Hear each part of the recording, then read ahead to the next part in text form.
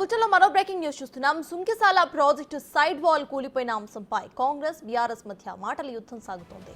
Project నిర్మాణంలో సాంకేతిక పద్ధతులు పాటించలేకపోవడమే సైడ్ వాల్స్ కూలిపోవడానికి గల కారణాలని కాంగ్రెస్ నేతలతో పాటు పలువురు సాంకేతిక నిపుణులు సైతం అభిప్రాయం వ్యక్తం చేస్తున్నారు.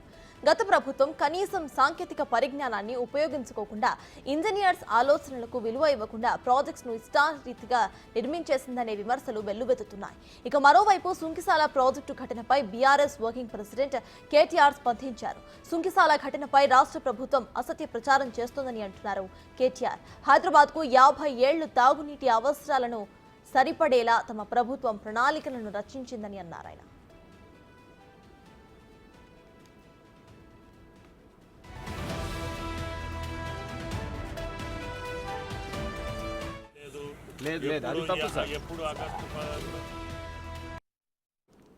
మరోవైపు సుంకిసాల వద్ద చేపడుతున్న పంప్ హౌస్ పనులు త్వరితగతిన పూర్తి చేస్తామని భారీ నీటిపారుదల శాఖ మంత్రి ఉత్తమ్ కుమార్ రెడ్డి, వ్యవసాయ శాఖ మంత్రి తుమ్మల నాగేశ్వరరావు తెలిపారు. సుంకిసాల వద్ద కూలిన రిటైనింగ్ వాల్ మంత్రులు పరిశీలించారు. అనుకోని వరద ఉధృతి కారణంగానే ఈ రిటైనింగ్ వాల్ కూలిందని కూడా వాళ్ళు చెబుతున్నారు. ఇక్కడ పనులు చేపడుతున్న మేఘా నిర్మాణ సంస్థ కూడా 4 ఏళ్లుగా సాగర్కు వచ్చిన వరదను దృష్టిలో ఉంచుకుని పనులను చేపడుతోందని చెప్పారు. ఘటనతో ప్రభుత్వంపై ఎలాంటి భారము పడదని అన్నారు ఉత్తమ్. అయితే నిర్మాణ సంస్థతో మాట్లాడినప్పుడు 3 నెలలు ఆలస్యం అవుతుందని చెప్పినట్లుగా వివరణ ఇచ్చారు. గత ప్రభుత్వమే ప్రాజెక్ట్స్ ను రాత్రికి రాత్రి ముందుకు తీసుకొచ్చేసి కాంట్రాక్ట్ ఇచ్చిందని మంత్రి ఆరోపించారు. ఆలోచన చేయకుండా 1400 కోట్లతో టెండర్స్ ను పిలిచారని కూడా ఆయన చెప్పారు.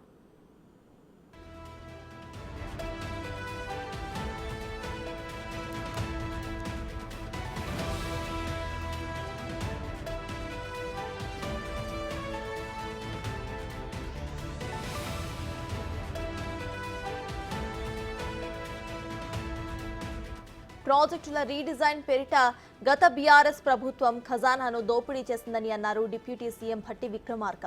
సుంకిసాల ప్రాజెక్టు సైడ్ వాల్ కూలిపోవడానికి గత ప్రభుత్వ చర్యలే కారణమని అన్నారు. కేవలం 75 కోట్ల రూపాయలతో కాంగ్రెస్ ప్రభుత్వం రాజీవ్ లింక్ కెనాల్ ను 3 నెలల్లో పూర్తి చేసి 1,50,000 ఎకరాలకు సాగునీరును అందిస్తోందని తెలిపారు.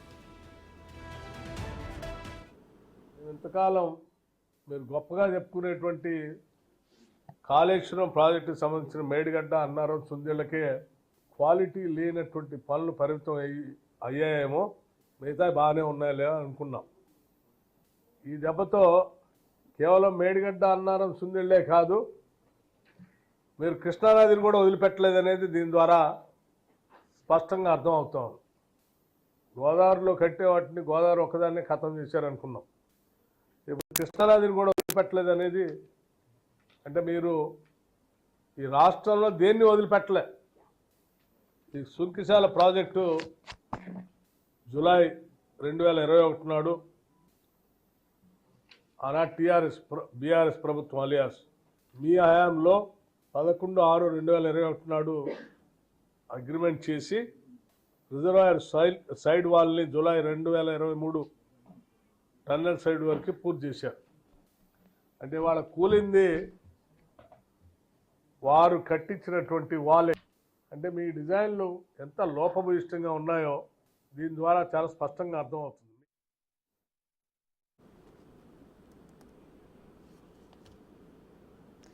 సుంకిసాల ప్రాజెక్టు సైడ్ వాల్ కూలిపోయిన అంశంపై ఇటు కాంగ్రెస్ మరియు బీఆర్ఎస్ మధ్య మాటల యుద్ధం నడుస్తోంది. ఇదే విషయంపై పూర్తి డీటెయిల్స్ మా డిప్యూటీ బ్యూరో చీఫ్ సాదిక్ అందిస్తారు. సాదిక్, చెప్పండి, ఇటు Sunkisala project side wall కూలిపోవడంపై Congress మరియు బీఆర్ఎస్ ఇరు వర్గాలు కూడా మాట్లాడుకుంటున్నాయి. ప్రశ్న మనం చూస్తే ఇందాక భట్టి విక్రమార్క మాట్లాడుతూ కృష్ణానదిని సైతం వదలలేదు అంటూ కూడా ఆయన చెప్పడం మనం చూస్తున్నాం. ప్రెసెంట్ అప్డేట్స్ ఏంటి?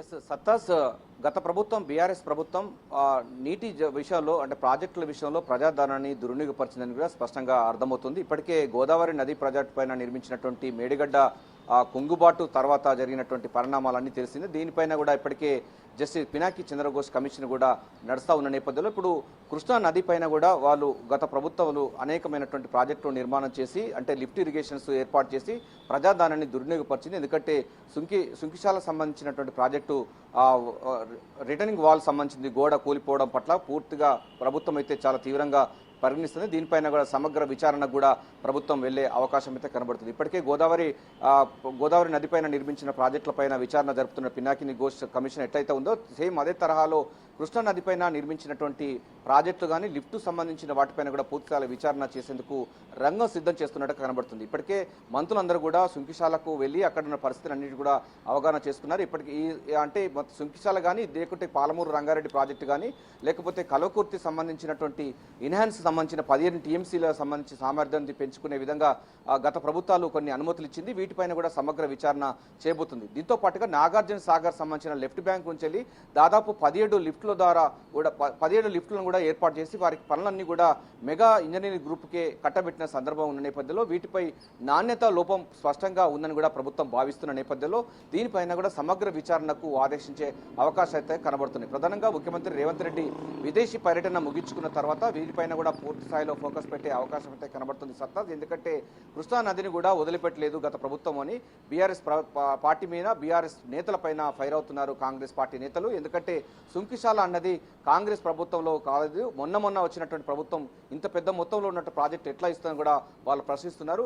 ఈ అనుమతులు కానీ ప్రాజెక్టు కానీ పూర్తి స్థాయిలో కూడా బీఆర్ఎస్ ప్రభుత్వమే ఇచ్చింది, హరిబరిగా ఇచ్చిందని కూడా విమర్శలు కూడా వస్తున్నాయి. అంతేకాకుండా సుంకిశాల సంబంధించిన ప్రాజెక్టు అవసరం లేదు, హైదరాబాదు నగరానికి తాగునీటి అవసరాలకు అది అవసరం లేకుండా కూడా నాగార్జున సాగర్ నుంచి తీసుకునే వెసులుబాటు ఉన్నప్పటికీ ఆ డబ్బుల కోసమే అంటే కమిషన్ల కోసమే ఈ సుంకిశాలను ఆ ప్రాజెక్టును నిర్మాణం చేపట్టారని కూడా వెల్లువెత్తుతున్నాయి, నిరసనలు వస్తున్నాయి. ఎందుకంటే మండలి చైర్మన్ ఉన్నటువంటి గుత్తా సుఖేందర్ కూడా ఈ అంశంపైన కూడా స్పష్టంగా చెప్పడం జరిగింది. అదే పార్టీలో ఉన్నటువంటి నేత, అదేవిధంగా నల్గొండ సంబంధించినటువంటి బీఆర్ఎస్ నేతలు కూడా ఈ సుంకిశాల ప్రాజెక్టు అవసరం లేదని కూడా వాళ్ళు మొదటి నుంచి చెప్తున్నారు. అయినప్పటికీ ఎలక్షన్స్ కంటే ముందుగా కేసీఆర్ ఈ యొక్క సుంకిశాల ప్రాజెక్టును తెరపైకి తీసుకురావడం, హైదరాబాదు మంచినీటి కోసం నిర్మిస్తామని కూడా చెప్పడం అన్నది ప్రాధాన్యత సంతరించుకుంది. అది వాస్తవంగా చూసినట్టయితే హైదరాబాదు తాగునీటి కోసం ఈ సుంకిశాల అవసరం లేదు, ఇతర మార్గాల ద్వారా నీటిని అంటే తాగునీటికి సరఫరా చేసే అవకాశాలు ఎన్నో ఉన్నప్పటికీ సుంకిశాలను మాత్రం 1200 కోట్ల రూపాయలకు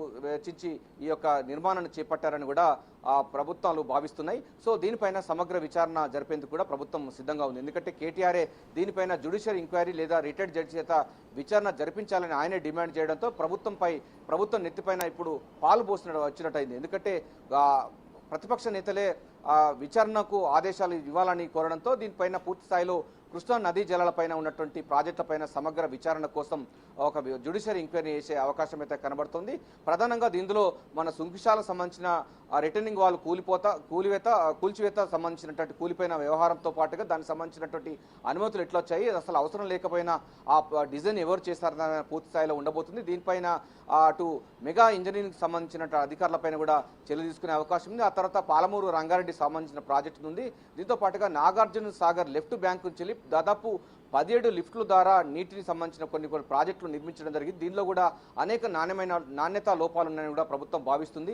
ఇరిగేషన్ శాఖ అధికారులు కూడా ఇదే ఆరోపిస్తున్నారు మొదటి నుంచి. దీనిపైన సమగ్ర విచారణ కూడా ప్రభుత్వం ఏర్పాటు చేసే అవకాశం అయితే కనబడుతుంది. సో దీంతో పాటుగా మనకు కల్వకుర్తి సంబంధించినటువంటి ప్రాజెక్టు 40 టీఎంసీలు సామర్థ్యాన్ని పెంచే లక్ష్యంగా గత ప్రభుత్వం 15 టీఎంసీలకు ఎన్హాన్స్ చేసింది. సో ఈ ఎన్హాన్స్లో భాగంగా మెగా కృష్ణారెడ్డికే కట్టబెట్టిన సందర్భం ఉంది. అటు గోదావరి ప్రాజెక్టుల పైన నిర్మించినటువంటి ప్రాజెక్టులు మెగా కృష్ణారెడ్డికే ఇవ్వడం జరిగింది, ఇటు కృష్ణా సంబంధించినటువంటి ప్రాజెక్టులు కూడా మెగా గ్రూపులకే ఇవ్వడం జరిగింది. దీని మతలబు ఏందని కూడా ప్రభుత్వం పూర్తి స్థాయిలో అధ్యయనం చేసి వారిపైన సమగ్ర విచారణ చేసేందుకు రంగం సిద్ధం చేస్తుంది. ఏదైనప్పటికీ ముఖ్యమంత్రి రేవంత్ రెడ్డి అమెరికా పర్యటన ముగించుకున్న తర్వాత దీనిపైన ఒక స్పష్టత వచ్చే అవకాశం ఉంది. మనకున్న సమాచారం మేరకు కూడా ఇప్పటికే పినాకి చంద్రఘోష్ కమిషన్ మేడిగడ్డ అన్నారం సుందిల ప్రాజెక్టుపై విచారణ జరుపుతా ఉంది. సో అదే తరహాలో మరో విచారణ కమిషన్ కూడా ఏర్పాటు చేసే అవకాశం ఉంది. మొత్తం కృష్ణా నది పైన నిర్మించినటువంటి ప్రాజెక్టుల యొక్క నాణ్యత లోపాలపైన అదేవిధంగా సుంకిశాల ఘటనపైన సమగ్ర విచారణకు ప్రభుత్వం ఆదేశాలు జారీ చేసే అవకాశం అయితే కనబడుతుంది. Right, thank you Sadiq.